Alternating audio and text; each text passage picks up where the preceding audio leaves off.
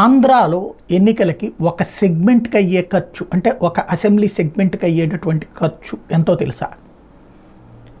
అంటే కనీసం 50 కోట్ల రూపాయలు, మినిమం మ్యాక్సిమం 100 కోట్ల రూపాయలు ఒక అసెంబ్లీ సెగ్మెంట్కి. ఎందుకు అవుతుంది?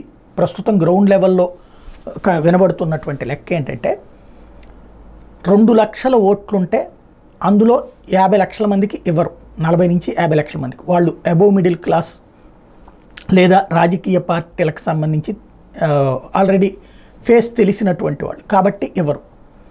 మిగతా 1,50,000 మందికి ఇస్తారు.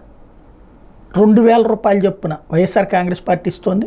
కొన్ని చోట్ల 1000, కొన్ని చోట్ల 1,500, కొన్ని చోట్ల 2,000 రూపాయలు చొప్పున వీళ్ళు ఇస్తున్నారు.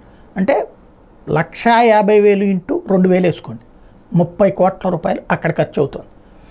అది కాకుండా పార్టీ కార్యాలయాలు డివిజన్ వైడ్గానో మున్సిపాలిటీ వైడ్గా, ఇదే మన కార్పొరేషన్లో కానీ వార్డుల వైడ్లో అయితే, ఇది మున్సిపాలిటీలో అయితే వార్డుల వైడ్, కార్పొరేషన్లో డివిజన్ వైడ్, పంచాయతీల్లో వార్డుల వైడ్, ఇట్లాగా పంచాయతీ అంటే ఒక ఊరికి పెట్టేసుకుంటారు, ఒక్కొక్క ఊరికి ఒక్కొక్కటి చొప్పున. ఇట్లాగా పెట్టుకునేటువంటి దానికి 25,000 నుంచి 50,000 రూపాయలు ఫర్ ఏ డే. ఇది ఈ 5 రోజుల నుంచి, ఇంతకుముందు పెట్టలేదు, ఇప్పుడు పెట్టుకొస్తున్నారు.